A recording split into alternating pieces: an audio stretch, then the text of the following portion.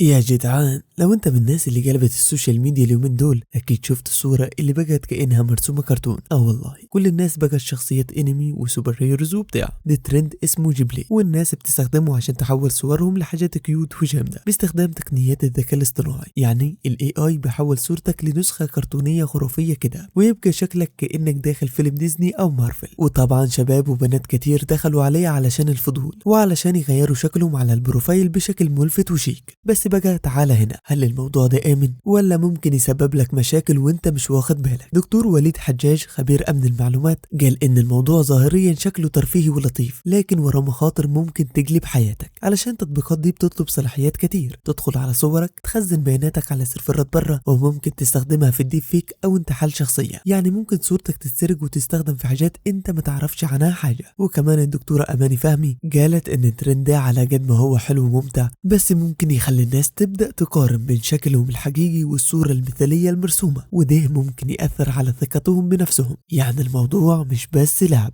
دي محتاج شوية وعي وفهم قبل ما تجرب أي حاجة جديدة على الإنترنت. قولي بقى في الكومنتات، جربتوا تحولوا صوركم لكرتون؟ وشايفين إن ممتع ولا خطر؟ وما تنسوش تشتركوا في القناة علشان توصلوا لكل جديد. سلام.